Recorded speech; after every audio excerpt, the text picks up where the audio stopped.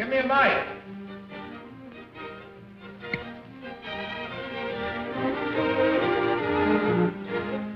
Thank you. How do you do, ladies and gentlemen? This is Orson Welles. I'm speaking for the Mercury Theater, and what follows is supposed to advertise our first motion picture.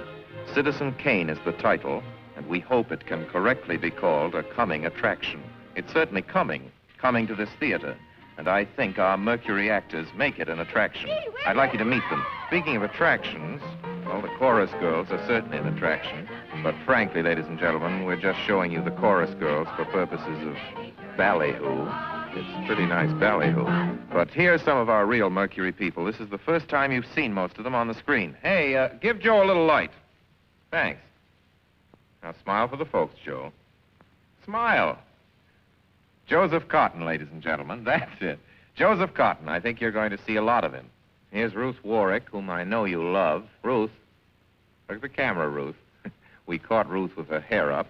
And here's somebody you've all heard on the radio, so I don't have to tell you he's wonderful. Ray Collins. Dorothy Comingore is a name I'm going to repeat. Dorothy Comingore. I won't have to repeat it much longer. You'll be repeating it. And here's George Coulouris, who's a grand actor. I'll say that name again. George Coulouris.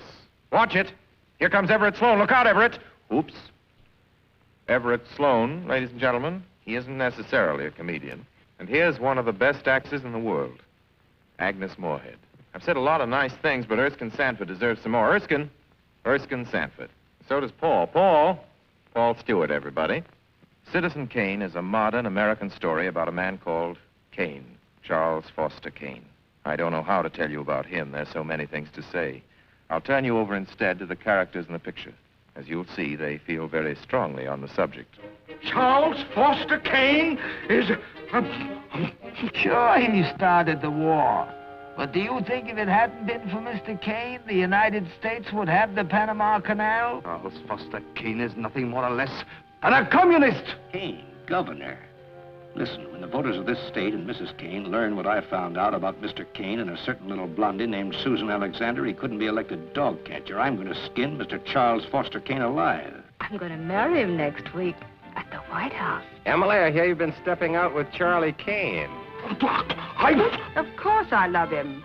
I gave him $60 million. Well, of course I love him. He's the richest man in America.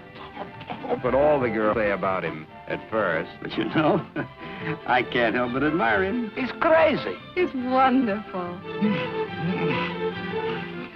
Ladies and gentlemen, I don't know what you'll think about Mr. Kane. I can't imagine. You see, I play the part myself. Well, Kane is a hero and a scoundrel, a no-account and a swell guy, a great lover, a great American citizen, and a dirty dog. It depends on who's talking about him. What's the real truth about Charles Foster Kane? I wish you'd come to this theater when Citizen Kane plays here and decide for yourself.